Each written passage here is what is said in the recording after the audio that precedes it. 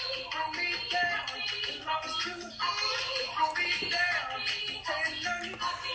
right.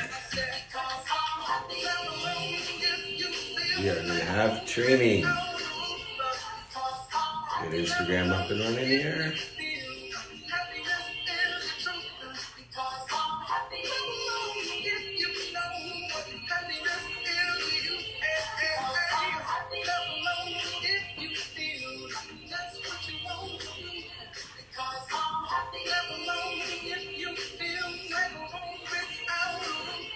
We're going to start training soon. As soon as Mikey switches it over here.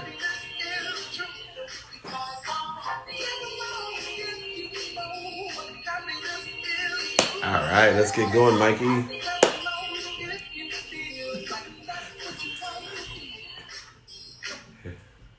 Here we go. All right.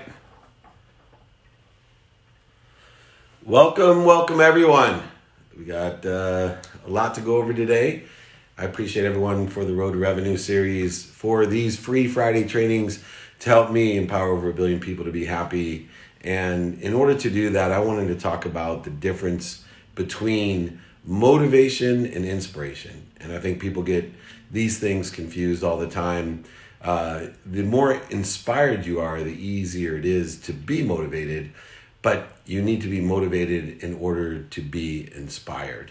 And wanted to welcome everybody that's just joining us as they're coming in and online.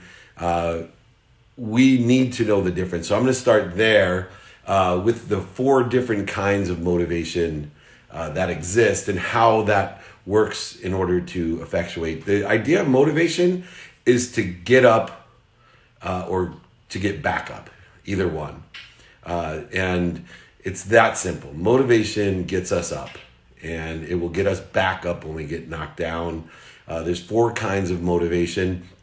The first is extrinsic motivation, which is motivation that comes from the outside.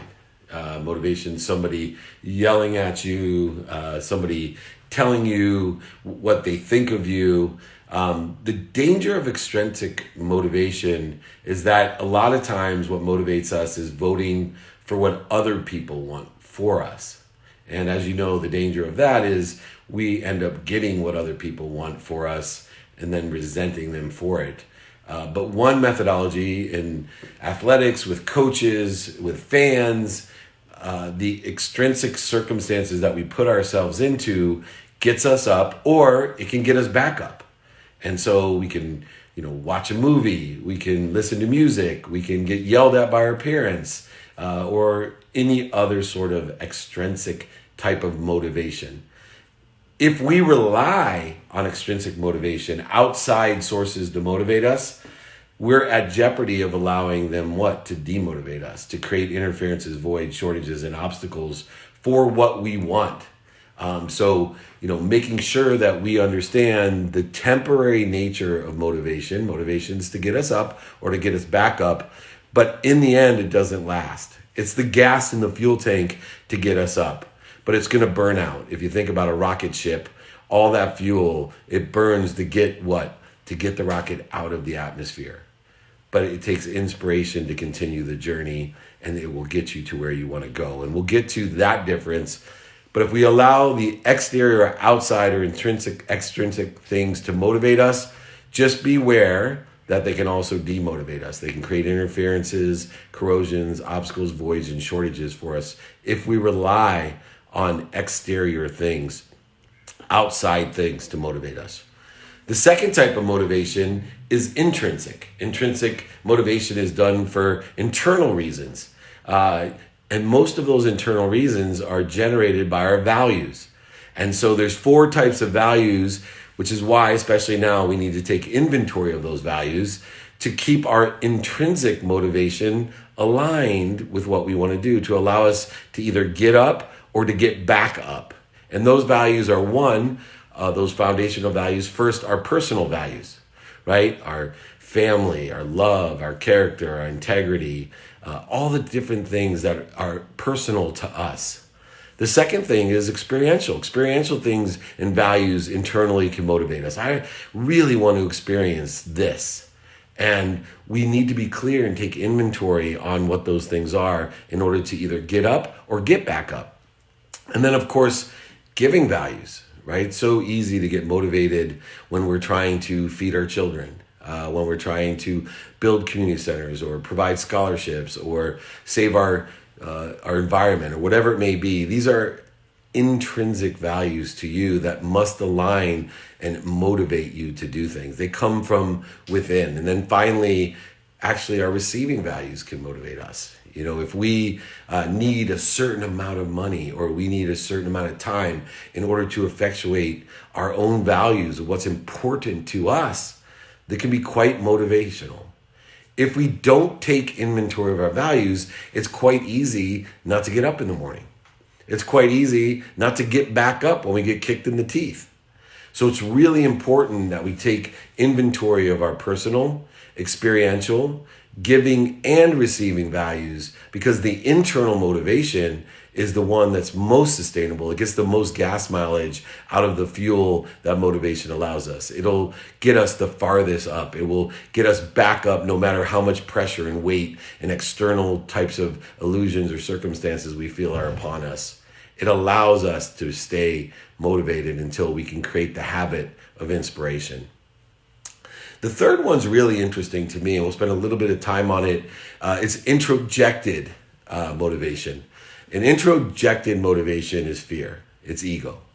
Introjected motivation. Now, a lot of people will tell you fear motivates me. And fear motivates. It absolutely does. Fear is one of the greatest motivations that you can think about. The problem with fear, as you know, is it creates interference, void shortages, obstacles, corrosions, and interference to the greatest source of energy, light. In other words, it avoids inspiration. Fear will get you up and it will get you back up, but it sucks your soul dry of energy. It is the least efficient when it comes to gas mileage for that fuel. It will blow through your fuel so fast, but it's powerful. You know, it'll allow an old grandmother to lift a car up when a baby's stuck underneath it. That's fear. Gives you that type of energy and that type of motivation, but it's not going to last. So we have all three of these types of things. The problem, as you know, with fear is not only doesn't it last, but it actually takes time to recover from. And it may create the wrong habits, the wrong discipline. So although fear can motivation incredible advancement to get up and to get back up, it also may take too much time to sustain inspiration. It may cause too many interferences, too much corrosion to what actually inspires us. That long-term goal of ours is to break through the atmosphere and cruise with gravity less speed through the universe to what we want. The fourth type of motivation is called identified motivation. And this is an illusion. An identified motivation is a stopping point. When we have identified motivation, that's, this identity that, I want to do this. I want to lose weight. I want to start working out. I want to start eating clean. I want to make this much money. I want to do this. We've identified something, either it's intrinsic, introjected, or extrinsic, one of the three types of motivations. We've identified it. It's like hitting, being born on third base, but thinking we hit a home run. It's not going to get you there. It's just not going to get you there. So many people are great at identifying motivation. And then nothing. No movement. So it's like having a full tank of gas and never turning the engine on. And so we have to be very careful when all we are doing is identifying our motivation and we're not actually motivated or moving or putting things into action in order to get up or stay up. And so we want to make sure we identify not only the motivation that we have, but utilizing the three other types of motivation. One, extrinsic, which allows us from outside, remember the danger of not voting for what other people want, but it is a good fuel efficient way to get motivated, to get up and to get back up. Of course, the intrinsic one inside, the best one for your values. which is why you should take inventory of your values: personal, experiential, giving and receiving. And then the short-term burst, the introjected motivation, the fear, the ego, and allowing that to be utilized when most necessary, usually in exigent circumstances when we need to get motivated, but realizing that is least sustainable and will burn through your gas faster than any other. So how does this relate to inspiration? Well, first of all, we have to know when we should be using motivation and how do we maintain, sustain, and grow inspiration. The first thing that we need to know is what inspiration is. Inspiration is being in spirit, right? Is understanding that we are always 100% of the time connected to this unbelievable source of energy, this unbelievable source of light, love, and lessons. But this energy already runs through us, right? We can actually calculate how much energy we have, how much kilowatts we have in one finger. I always say that we have enough energy in one finger to light up all of Manhattan. And that's literally scientifically proven. So how could it be anything other than we are consistently in spirit? And when we think about in spirit, we have to think about, the pragmatic side of what that means. And what inspiration is, it's the what we want to come through us for who? What we want to come through us for who is inspiration. And if we can create a sustainable model where what we want comes through us for others, what we want comes through us for others with appreciation, gratitude, and adding value as we're the conduit or the catalyst of this, and knowing that we need to be motivated in order to what? To clear the connection between that source of power, light, and love. Motivation, when we're sitting there and feeling down or feeling lost or feeling empty, motivation clears that connection to what we want. And then inspiration allows what we want to come through us for somebody or something else.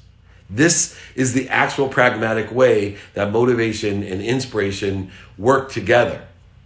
And so we can be really inspired, and then some sort of pandemic happens, and all of a sudden we need to be motivated again. But I was so inspired. Things were going so well. Business was flowing. My relationships were great. I am now out of a job, losing my house, and my wife left me. These are real life problems. Well, you can't just say I'm in spirit, because now we have all these types of interference, corrosion, objections, obstacles, voids, and shortages in our way. So we have to become motivated, and by taking inventory of our values and using the most powerful and fuel efficient way to get motivated, we can go ahead and then figure out through those values what we want from this great source that is always with us, that is walking beside us, that is within us, and that is dictated by us. And us, and our unique indicator is our values. And then we can realize and identify not only the motivation, but identify and act upon the motivation in order to clear the corrosion so that what can come through us for others. We have to identify when we have that corrosion. We have to identify. So how do we do this? Well, the number one thing is that we have to understand the conscious, subconscious, and unconscious continuum. The conscious continuum doesn't like change, right? The conscious continuum, they like what I call the comfort zone. The concentric circle where we don't have to think about anything, that it's warm, soft, nice and cozy. There's no interference, no voids, no shortages, no struggles, no pain. Well, pain is an indicator, right? Pain is an indicator. It's an indicator of that we have a lesson to learn, a spiritual, mental, emotional, physical, or financial lesson to learn. And what happens is we end up getting less motivated when that indicator comes on, instead of getting motivated, understanding that our values will help us get to that lesson faster. I always tell my teenage daughters when they get upset about things, I said, whoa. I said, do you get upset at your left turn blinker? They're like, what are you talking about, Dad? Oh God, here it goes again, right? Do you get, because all it's indicating is that change is coming and that you have a new route to figure out. You're not getting mad at the indicator, are you? No. You get excited that you might be moving in the right direction, right? In fact, if you have a GPS, why is that indicator negative? Why isn't it positive that you're now moving in a better direction, a more efficient, effective way of getting to where you want? That's what pain is. It's an indicator that the universe is taking you in a better, more efficient, effective direction of what you want. But if you're not motivated, if you can't clear the connection, you're going to get mad at the indicator. You're going to sit there and let the indicator beat you and go, no. Consciously, I don't want to change. I don't want to go left. I'm right. The GPS is wrong. I'm right. You're not right. When you feel pain, the universe is telling you you're not right, and you got to get motivated to learn, right, the lesson so that you can stay inspired and that you can be cognizant and conscious of what walks with you, what's inside of you, all of this kilowattage, all of this light, all these lessons that you can learn. And if you do that, right, and can repetitively do that and be motivated to do that, and if you can't get started, then lower the bar, by the way. Too many people try to go ahead and make a turn going 100 miles an hour. No, it's okay to slow down to 5 miles an hour and make your first turn and keep practicing that turn and keep practicing that turn and speeding up. But it's okay to lower the bar. It's better to do it every single day consciously so that it becomes part of your GPS. Right? What is your GPS? Your GPS is that updating memory of the subconscious, the 40,000 of the same thoughts that we have every day. That's your GPS. So what happens is our GPS has all these set directions in it. We're getting 10,000 new directions every day in our conscious. The indicator is coming on, pain, the turn signal. And when pain comes on, we have to get motivated, what? To learn the lesson so that we can upgrade our subconscious, our GPS. And then if we repetitively go the right direction and we start becoming confident and we utilize and access those directions every single day consistently, persistently, without quit, in the pursuit of the right direction, pretty soon it becomes part of our hard drive, right? It's part of the big database that draws down to our GPS that then is executed through our conscious. So now that the turn signal comes on automatically because we've learned the lesson. There is no pain. There's no indicator that we have a lesson to learn. All of this happens only by understanding the difference between motivation and inspiration. Inspiration only comes when we've been motivated enough times in a row to figure out what it is that we want to come through us for who. And through that process, that allows us to break through the comfort zone into the learning zone, which expands and expands far past what used to be our anxiety zone. If we stay in the anxiety zone, if what we resist persists, we'll never change. We'll never turn. We'll always go in the wrong direction. In fact, what happens if we stay motivated, for example, by fear, the interjected motivation, if we stay, not only will we accelerate, but we'll be accelerating in the wrong direction and eventually run out of gas so far away from where we wanted to be. Motivation and inspiration not only will get you up or get you back up, which may be the circumstances now, but it will get you there efficiently, effectively, and statistically successful.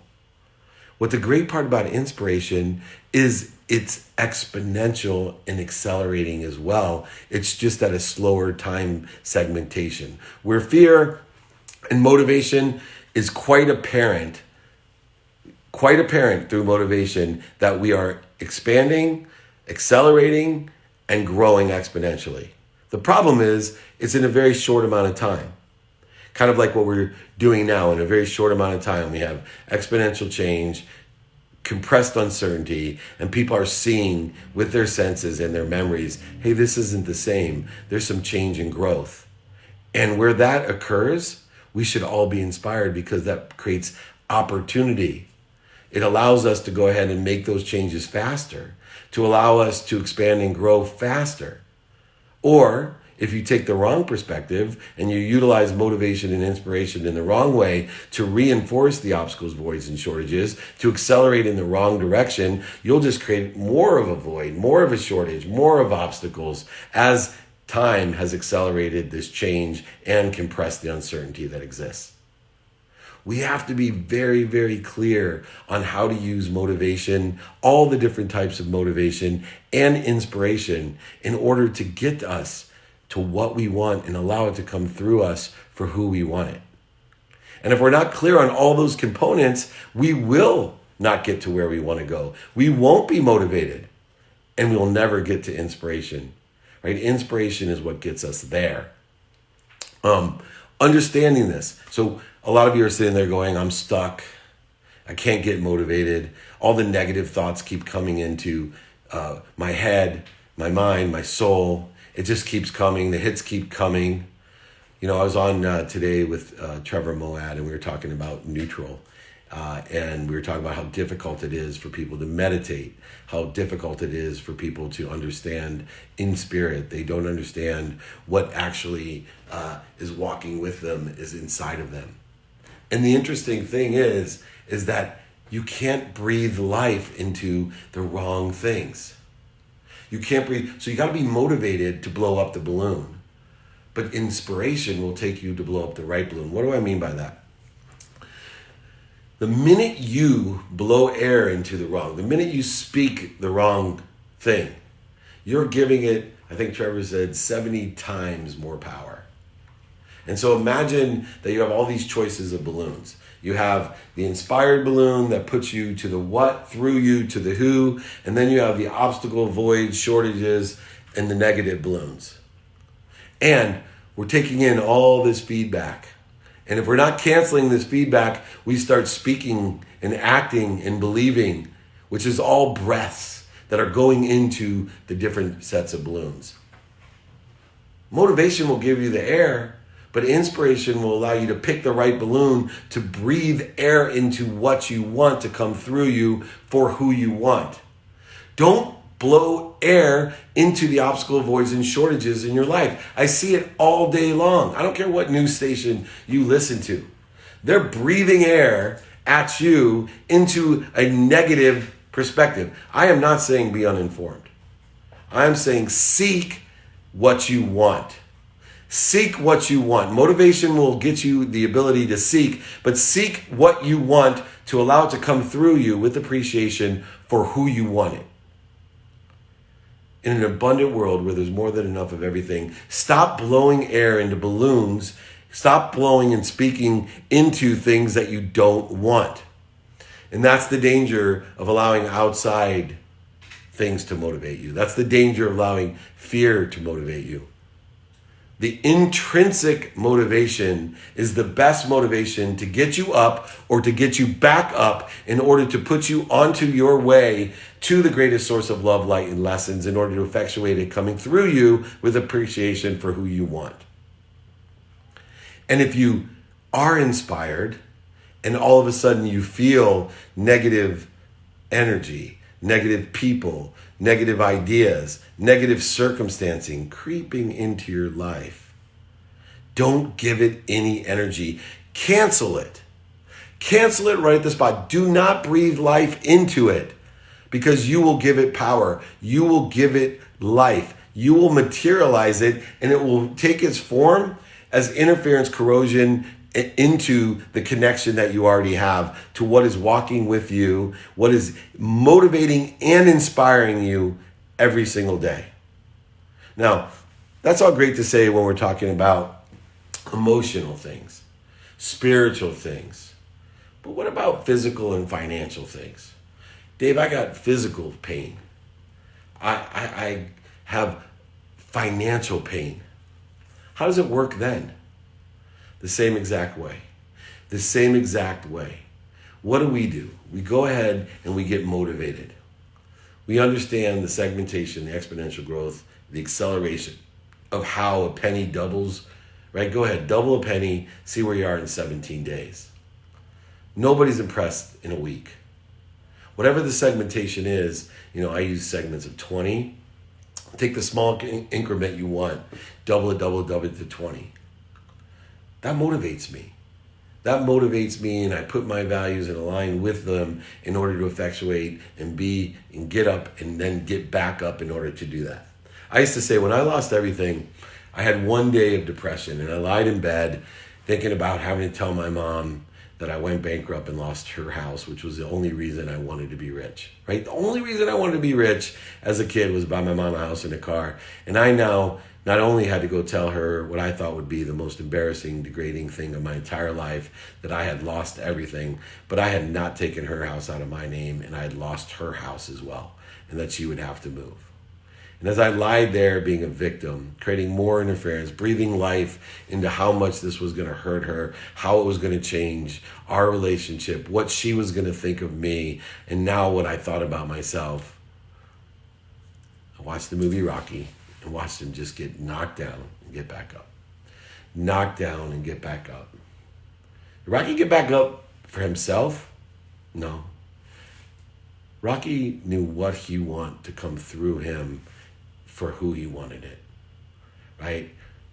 He wanted it for Adrian. He wanted it for the people of Philadelphia. But most importantly, he wanted it for the underdog. That's who he wanted it for. He wanted it for every single person that was told, you can't do it. You're a loser. You can't win. Every time he got up, it wasn't for him. It was through him. He was motivated to get back up, to inspire everyone, to allow him to empower others, to empower others, to empower others. The greater story of Rocky that I found out later on isn't actually the movie. It's actually the making of the movie.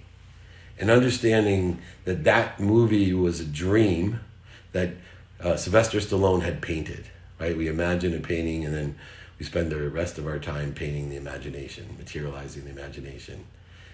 What he did, he wrote that movie and he had nothing left. In fact, most people don't know the bulldog in the movie, Brutus or whatever that dog's name was, he actually had to sell because he was offered, I think originally $100,000 for the script of Rocky. And he was completely broke. And all he had was his dog and enough food to eat. And he said, I'll do it, but I need to be in the movie. This is my movie. This is for me to inspire people, for every underdog out there, for people that don't believe in it. And what he did, he turned down the offer because the guy said you can't be in it. And so then they came back and offered $300,000. And he said, that's fine, but I need to be in it. And the producer said, nope, you can't be in it. Sorry. And so finally they negotiated Rocky, at the time, by the way, to eat, Rocky had to sell his dog. And the guy gave him $50 for his dog. That dog that was in the movie, he gave him $50 to be in there. And he went back and they negotiated in order for Sylvester Stallone to be in the movie Rocky. He got $30,000. They said, you know what, you can be in the movie, but we're only going to pay you $30,000 for the script. Sylvester Stallone said, not a problem. He went to go buy back his dog that he sold for $50. Butkus, right? Thank you. And the guy must have been a really nice, abundant man. Charged him $15,000 to get his dog back. Half of the $30,000. That's motivation and inspiration. And I lied there watching that movie saying, if I can look up, I can get up. Not for me, not to me, but through me, for my family, for my mom, for everyone else that someday may lose everything. Someone else that may have to look and get motivated by their own personal experiential giving and receiving values. And what got me through that were the value of gratitude. I looked for the light, the love, and the lessons in what I had experienced. Forgiveness. I forgave myself so that I stopped and could forgive other people. I took accountability, which I hadn't for years. I took accountability for what I did to attract myself. It wasn't the economy. It wasn't the real estate market. It wasn't all the things. It was me. It was me, and I was the one that was going to get back up, get motivated and inspired to allow what I wanted to come through me for others once again. And that's when I learned the final one of those values, which is effective communication. Effective communication, not how I could just motivate other people, but how could I use motivation in order to clear the connection to the most powerful source of energy, light, and love that I always was connected with. How I could connect to what always walked with me and within me at all times. How could I elevate myself to elevate others and elevate others to elevate myself? How could I do that? And I use this effective communication to use motivation and inspiration to clear the connection to that powerful source, allowed it to come through me with appreciation, to add value, and to be grateful, to give it to the who I wanted to give it to. So use motivation to get up and to get back up. It's a fuel. You're going to run out of it, but if you use it to break through the atmosphere, you will be riding with the greatest source of power, light, love, and lessons at all times, and it will get you there. I appreciate everybody's time. We're right on the half hour. It's time for Q&A. We're loaded up with Q&A, so let's go right to it. Do you ever think about your happiest moments in order to get inspired? What moments do you think about? Yeah, so that's called framing, and it's really important for people to use framing. Some people can use your happiest moments. Some people can comparatively use framing. I love to frame things without time as well. So for me, my happiest moments are always with my family. And as much as I say that, I'm still learning the value of being with my family, and the happiest moments of being with my family are still occurring. And if anyone's seen my latest video that my daughter did, one of my happiest moments, because it's capturing what I get to experience every day. I've been to the Super Bowl, the Pro Bowl, Masters, Kentucky Derby with the biggest celebrities, athletes, and entertainers in the world, and I'd much rather be at home now sitting and having those dinners. So I think about my happiest moments, and I utilize that light in order to cover any of the negative lights, and then I allow that light to cover myself, and that's what I do. But framing is a great technique to get motivated, right? One of the framing and super powers that I have is, if you want to frame things into faith outside of the monetary world, when you're stuck with the blend of, money and materialistic, buying things that you don't need, buying things you don't need for people that you don't want, don't even like, you're trying to impress them, go ahead and frame stuff without time. Go ahead and tell yourself, would I make this decision? Would this be valuable for me if I could live 1 billion lifetimes? Would it? I don't know. But when I frame it like that, it allows me to make those decisions in the context of faith. Next question. Thank you. Archit, while you are trying to grow your business, stress and anxiety can sometimes take a toll on you and might change you as a person a little. How do you suggest to deal with it? Well, for me, stress and anxiety is a practice to get rid of, and the practice is stop, drop, and roll. I'm a ferocious Buddha. I'll keep on telling everyone that.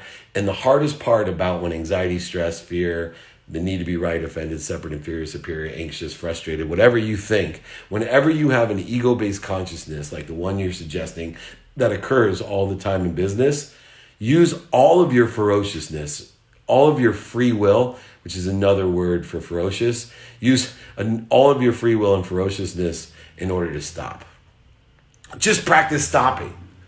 But you don't have to do anything else other than identify when the stress and anxiety is causing you not to be motivated or inspired. Just stop and think and ask yourself, why do I feel that way? Use your feelings as a thermostat, not your bank account. I'm going to repeat that. Use your feelings as a thermostat, not your bank account. So how am I feeling? Why am I feeling this way?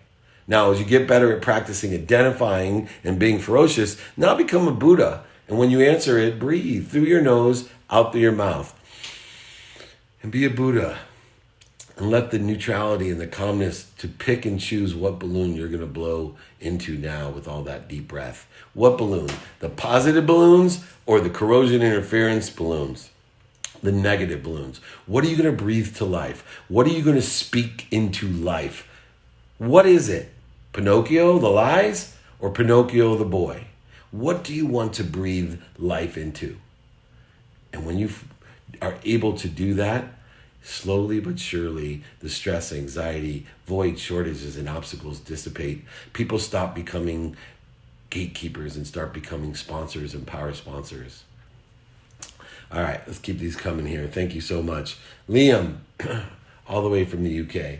I asked you on the phone if you still get up early on the weekends. Why do you do this and not take a day off?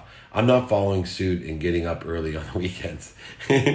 First of all, anything I do is what I do, right? Anything I do is what I do. And the reason I do it is, one, there's no risk, and two, it works for me. Anything I do means that there's no risk to me and it works for me. I wear these beads because there's no risk to me other than people laughing at me. And two, it works for me. I trace calligraphies because there's no risk to me. Look, I believe that 2 minutes a day is worth more than 2 hours on a weekend. So I need to have a routine that's a daily routine that allows me to vacation every day. Right? For me, I don't want to have to take a month off. Like for me, being in COVID or being in lockdown here or whatever this pause is, it's made very little difference because I am enjoying the consistent, everyday, persistent, without quit pursuit of my potential, regardless of where I am. So I live each day of my life to wake up at 4 a.m. so I can be productive, accessible, and gracious with my time. I'm studying what I have planned, what I don't have planned in my sleep so I can wake up at 4 a.m. That's for me. I believe there's activity I get paid for and activity I don't get paid for. It doesn't stop on a Saturday or a Sunday for me. And I know through results that I'm efficient, effective, and statistically successful, that I get to take advantage of exponentiality, of the X to the first on the first day, X to the second on the second day, X to the third on the third day. So when Saturday and Sunday come, I don't get X to the 0, which is 1, X to the 0, which is 1, and have to start back over on Monday at 1. It's like the myth of Sisyphus for me. I'm exponentially growing and accelerating every single day. What difference does it make that there's a man-made construct of Monday through Sunday? Go back to 55 AD. Look how many days of a year there were. I believe there's 355 of them. Seems arbitrary and capricious which days to take off if they're changing how many days are in a year, how many weeks are in a year. Seems weird to me, but that's just me. All right, stay consistent and persistent with whatever you do. How does that fit in when one is in a state of like, not interested, no desire to do more than where we are? Like when you are good, but don't feel like growing. You aren't 100% happy, but you have no financial issues. Everything is fine, but days just go by, if that makes sense. Yeah, it does. It sounds boring. Talk about being stuck. If you're not growing and accelerating, you're stuck in the same place. You know, for me, this is for me, I would pick and choose. If you're financially secure and you have nothing to do, I would pick and choose somebody I could help. Because as good as you may feel, not great as you said, and as comfortable as you are, not uncomfortable, I would use that to my advantage by feeling great, by using the thermostat of feelings, knowing the great truth of the world is that there is nothing that will stop you from feeling better than helping somebody, empowering them to be happy, to empower others to be happy. Think about it. You have this unbelievable power of productivity, accessibility, and gratitude. Give it away. Give your life away if you want to be fulfilled to its greatest capacity. Give your life away. If you are in the comfort zone, go back into the learning zone and give your life away. I promise you, you'll feel better. Better than good.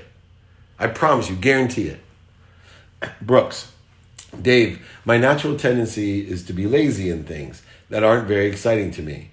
I believe that how you do anything is how you do everything. So how do I go about becoming inspired to do the things I don't want to do in order to build strong habits and killing my laziness? Great question. Everything's an activity. And within the context of the activity, whatever activity you give me, I will tell you what percentage that I automatically love to do. I will find, oh, you know what? I love that part about making my bed. Might be 1%, it might be 90%. But my focus is always in what motivates and inspires me is, can I learn to love the percentage that I don't automatically love? And if you take this perspective into what you're doing, you're going to find life is more interesting than interested, right? You're going to find excitement and passion and fulfillment in your life when you're looking to learn, how can I love to do everything? How can I love to do everything? It's not going to come naturally. You're not naturally going to love everything, but you have the capability. Everybody has the capability, everyone, to learn to love everything that you do. It's only activity. And I break it down as activity I get paid for and activity I don't get paid for. And that helps me learn to love what I do, because some things I can just love to do because I get paid for it. You know, I had a friend, a client in the business world, and he's like, Dave, I get so many emails. I hate emails. I said, you don't hate emails.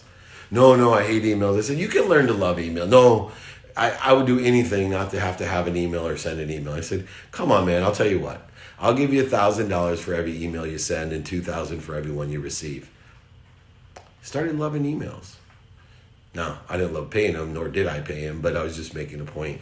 Get it? Learn to love what you do. Find a way. That's why I utilize activity I get paid for, because if I get paid for it, everything comes through me for others. Every dollar I know where that percentage goes to, whether it's my family, my associates, my community, my state, my country, or the world.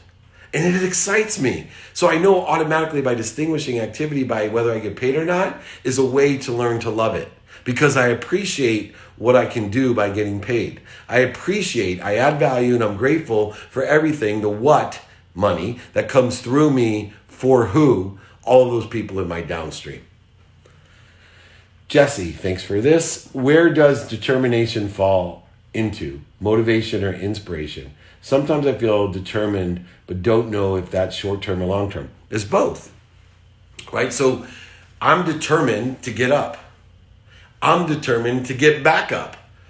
I'm determined to sustain my energy and to grow. I'm determined to grow. I'm determined to enjoy the consistent, persistent pursuit of my potential.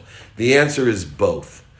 And you need to stay determined. That's why the whole philosophy of happiness is enjoying, having a perspective of the consistent, every day, persistent, without quit, pursuit of your potential. What is your potential? Your potential is the recognition or acknowledgement of the what you want and the greatest source of power, light, and lessons that to come through you for the who.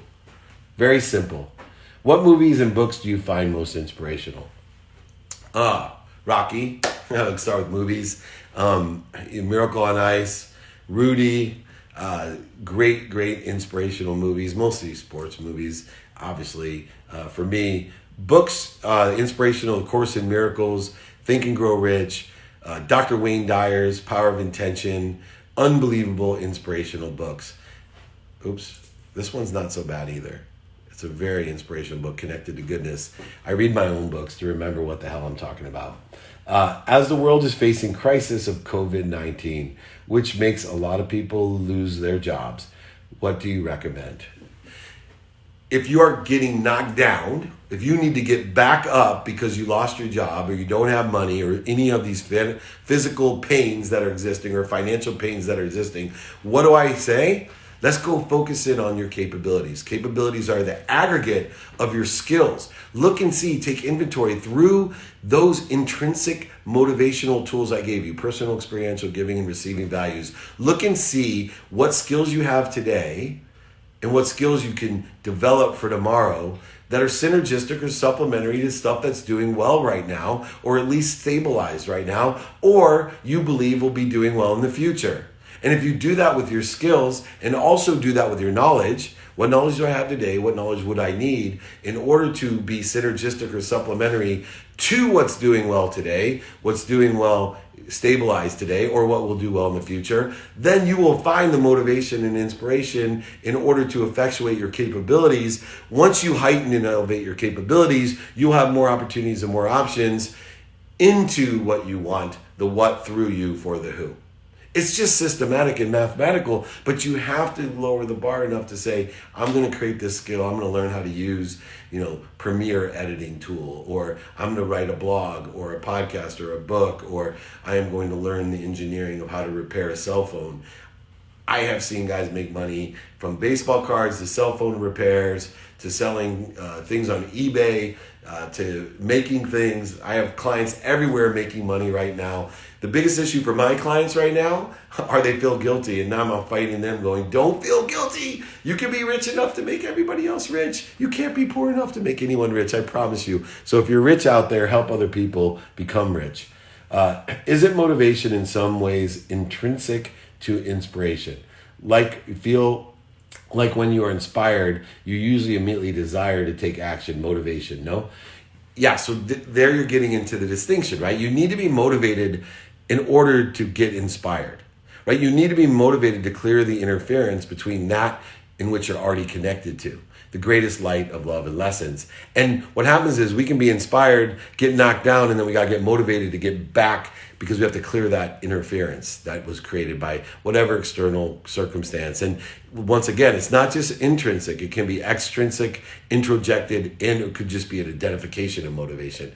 All four of those are omnipresent. You have to choose the most powerful one, which by me is intrinsic, which is value-based, not fear-based, not by other people, which is a false enthusiasm, or just identifying it.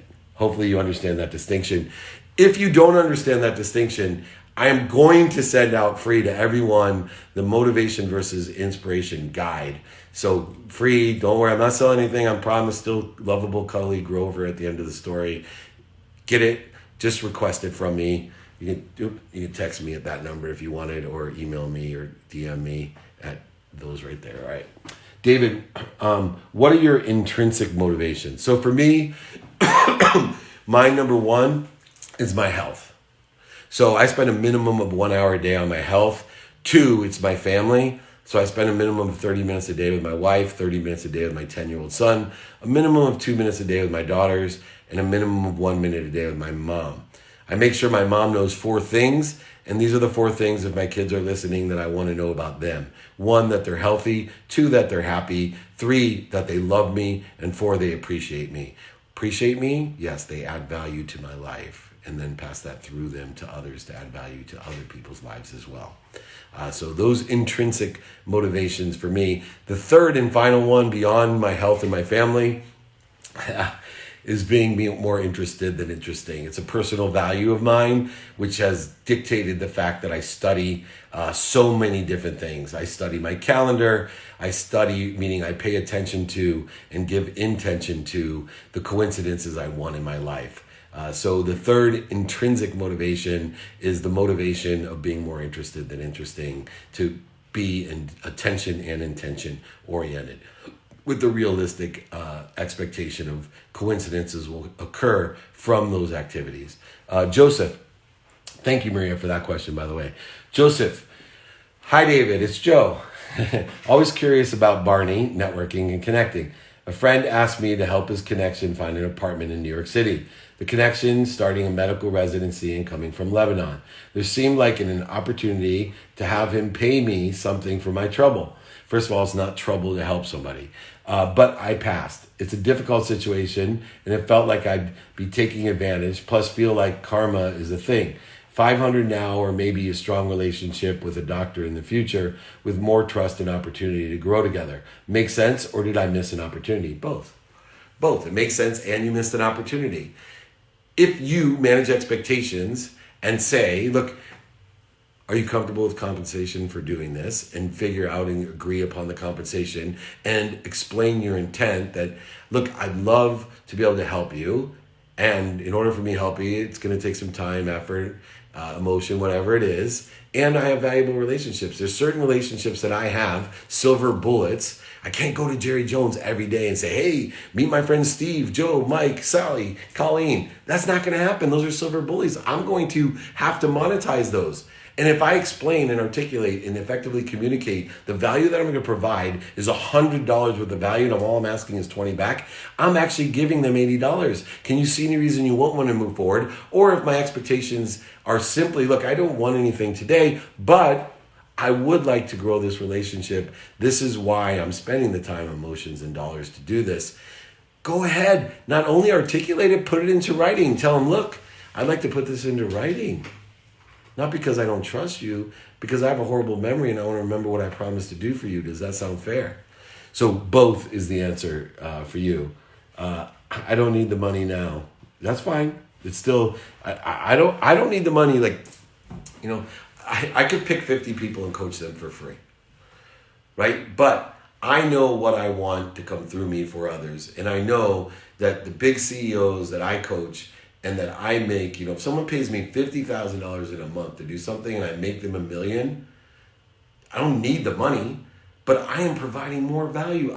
All that money goes through me for others. I'm helping people. The minute you change your direction of me to we, the minute you change your direction to just having enough for me, being filled, buying things just for you that you don't need, to impress for you people you don't even like. Once you shift that paradigm and say every dollar I get is one step closer to a school in Africa, is one more kid that can go to college, is one more kid that gets to eat right now, is 1,000 more masks that I can donate. I don't know what it is, but the minute you change that focus from the what you want to the who, you're going to be motivated and you're going to start saying, you know what? I don't want $500. I want 1,000.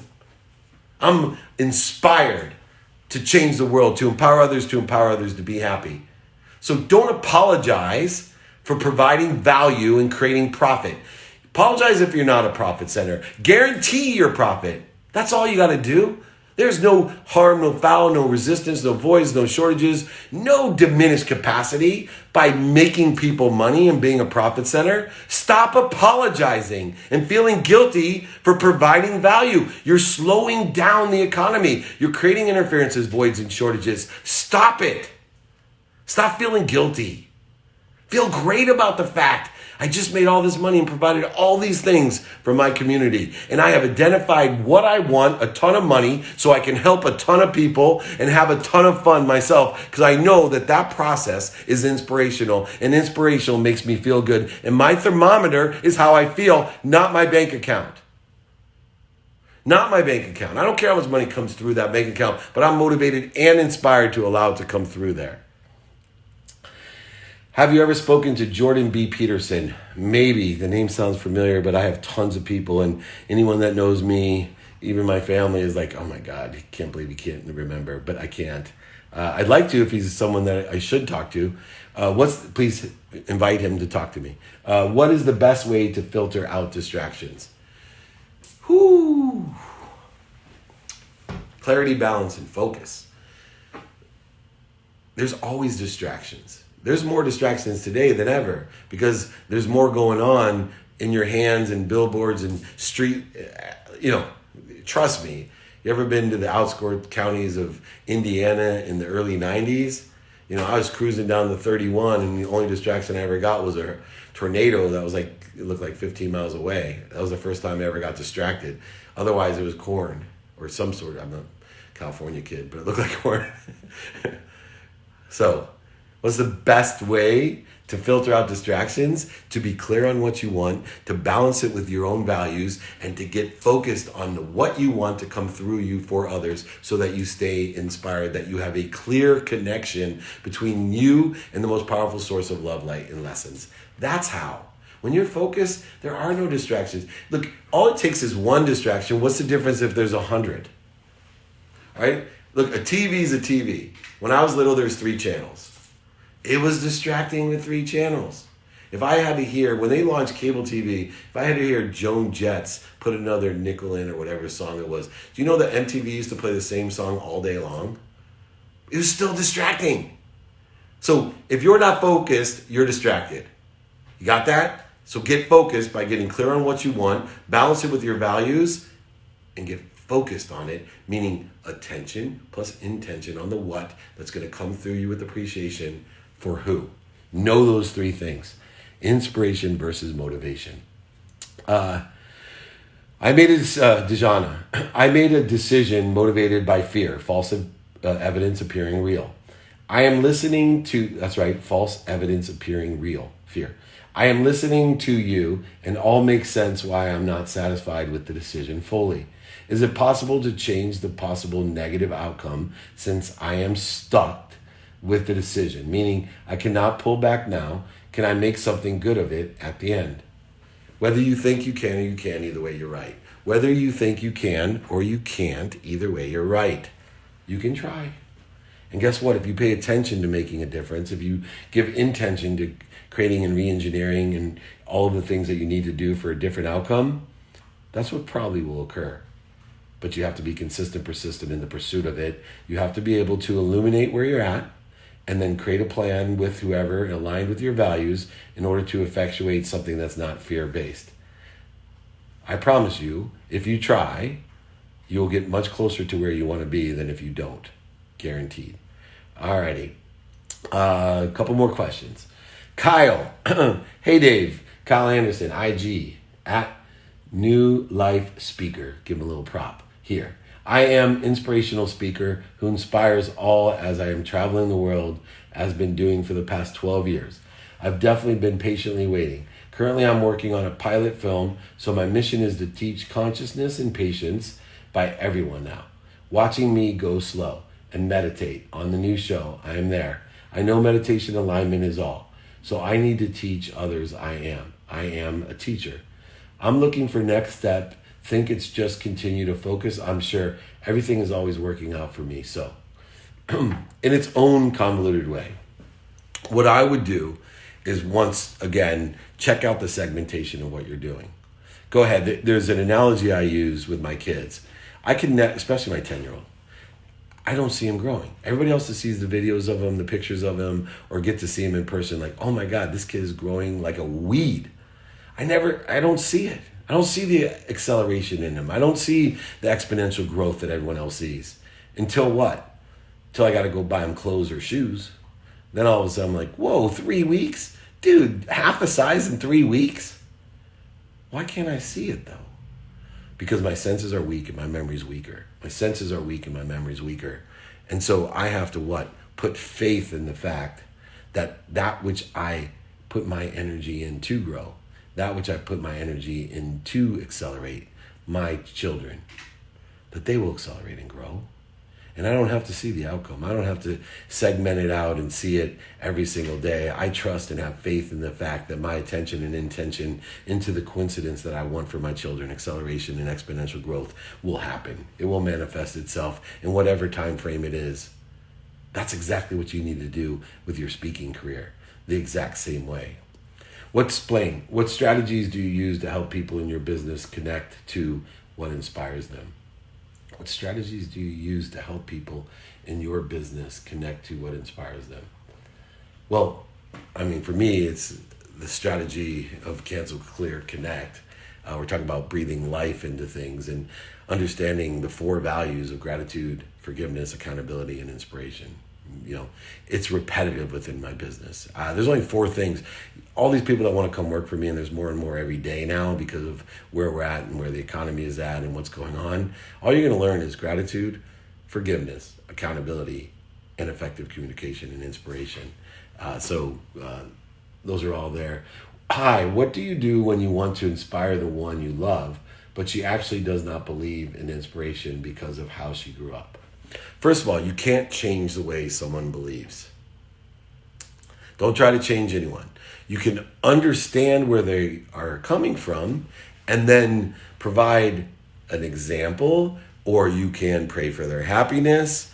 So for me, constant understanding and illustration are the 2 ways that people effectuate change without any resistance. Remember, when you tell someone to change, what you resist persists.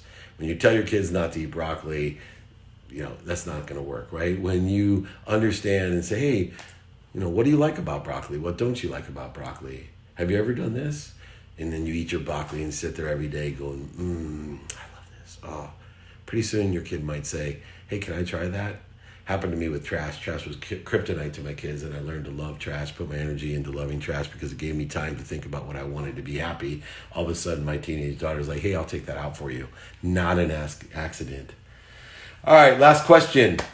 Is having a pet leave on non-effective communication bad to have? Having a pet leave on non-effective communication bad to have? Not sure what that means, sorry. How do you detach yourself from your happiness? So don't detach yourself from your happiness. Detach your happiness from the outcomes. right? Attach your happiness to the pursuit. Attach your happiness to consistency. Attach your happiness to persistent. So if you attach your happiness to enjoying the consistent, persistent pursuit, you'll always be happy regardless of your potential and the outcome that you desire or the outcome that you manifest. It's all about shifting the perspective of what makes you happy by learning to love with the lessons in light in which you are looking at everything you do, all activity. That's the secret. That is the secret. Enjoy the consistent, persistent pursuit of your happiness, right? There is no pursuit of happiness. There's no happiness attached to an outcome. Happiness is the pursuit. So enjoy the consistent, persistent pursuit of your potential. Remember the four motivations that we have. Identify motivation, extrinsic from the outside. Be wary of voting for what other people want. The interjected ego, the big boost motivation, and then the one that I love is the intrinsic motivation that allows you to get up or get back up in order to be inspired. To be inspired, all you got to do is know you're what you want, clear those connections through motivation to allow it to come through you with appreciation to the who that you want to have it. It's that easy. And I'm going to send you my free guide. Just go ahead, reach out to me at David Meltzer or dmeltzer.com or david@dmeltzer.com or 949-298-2905.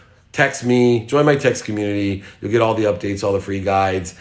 I am so grateful for all of you. Have a wonderful weekend. We'll catch you next week. Every Friday, we're here to find over 1 billion people to empower to be happy. You can be one of the 1,000 to empower 1,000 to empower 1,000. Join me every Friday. Invite your friends, family, associates. Watch the replay. We'll send that to you as well. Come get your free guide for the motivation versus inspiration or any of the past ones we've done as well. Thank you so much, everybody. Be kind to your future self and do good deeds. Thank you so much.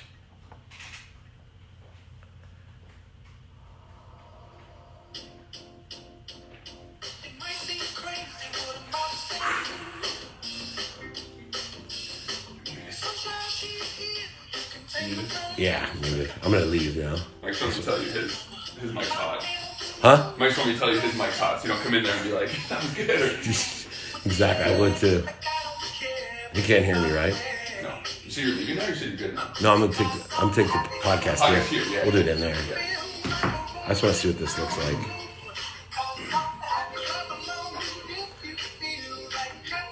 Of any of the weekly webinar podcasts, we're the only ones that have hundreds of people. I know. It's held at like 340 the whole time. Crazy. Yeah. And more people watch the replay. Yeah. Oh shoot, I'm live here. Hey everyone, sorry. Here, come here. So I want you to do this. So here's what I am. Go ahead. So, and now